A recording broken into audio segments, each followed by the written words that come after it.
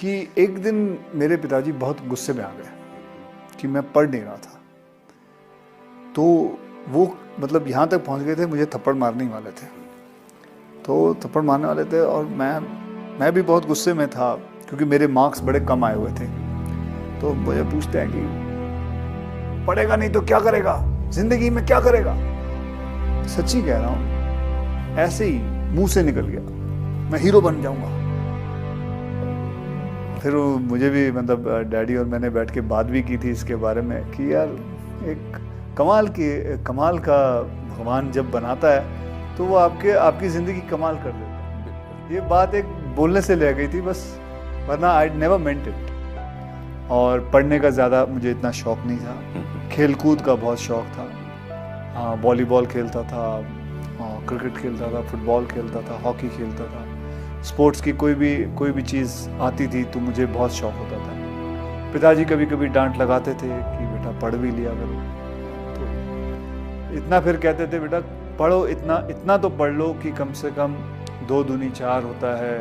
अंग्रेज़ी थोड़ी बहुत आनी चाहिए, हिंदी लिखना आना चाहिए, पढ़ना आना चाहिए, मराठी आनी चाहिए, इतना बहुत पढ़ लो। मैं समझ सकता हूँ कि पढ़ने का इतना शौक़ नहीं है क्योंकि कोई बच्चे होते हैं।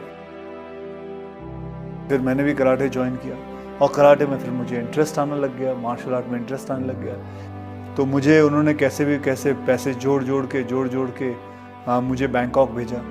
वहाँ मैंने 5 साल कराटे सीखा। वहाँ फिर मार्शल आर्ट थाई बॉक्सिंग सीखी, वहाँ बैठा रहा। फिर उसके बाद मैं कलकत्ता पहुँचा, वहाँ काम किया। फिर ढाका पहुँचा, वहाँ काम किया। दिल्ली में भी मैंने कुंदन की ज्वेलरी के काम करता था। फिर उसके बाद मैं बॉम्बे वापस आया।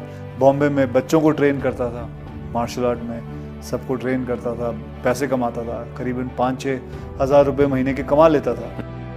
और उसी दौरान मुझे किसी ने मुझे स्टूडेंट के फादर थे, उसने कहा व्हाई डोंट यू, अच्छे खासे हट्टे कट्टे हो, लंबे चौड़े हो, शक्ल भी अच्छी है, तो आप मॉडलिंग क्यों नहीं कर लेते।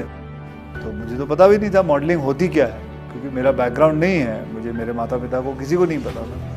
तो कहा जी मॉडलिंग कर लो। फ़ोटो खींचते जा रहे थे और 2-2.5 घंटे काम कराया। फिर 21,000 का चेक दिया, बोले आप जाइए, ख़त्म हो गया। बोले बस। हाँ, बोले यार 5,000 काम करता हूँ, महीने का 5-6 हज़ार मिलता था महीने का, ये 2 घंटे में इन्होंने 21,000 दे दिया। फिर मैंने बोला यार मैं मॉडल बनूँगा। फिर मैंने मॉडलिंग शुरू की। फिर मैं जाता था लोगों के पास अपनी तस्वीरें ले के कि जी मुझे देखो। फिर करते थोड़ी बहुत मॉडलिंग की। फिर मैंने रैंप वॉक किया। उसके बाद करते किसी ने एक फ़िल्म ऑफ़र कर दी। फिर मुझे मिस्टर प्रमोद चक्रवर्ती जी मिले। उन्होंने कहा भाई मैं आपके साथ एक फ़िल्म बनाना चाहता हूँ। और आज भी मुझे याद है शाम के 6:30 बजे हुए थे और उन्होंने मेरे हाथ में 5,001 रुपये का चेक दिया था। मैंने जब अपनी इंडस्ट्री में आने के लिए आप बनाते हैं, फ़ोटोग्राफ बनाते हैं, फ़ोटो खिंचवा के पोर्टफोलियो जिसे कहते हैं। और जहाँ मैंने फ़ोटो खिंचवाई वो थी जूहू बीच पे, एक दीवार थी उधर, और दीवार के ऊपर मैंने वैसे मैं बंगले के अंदर करना चाहता था कि मुझे अंदर बुलाया, तो उसने चौकीदार ने अलाउ नहीं किया क्योंकि वो किसी का प्राइवेट बंगला था। तो दीवार पे बैठ के मैंने सारी फ़ोटो खींची।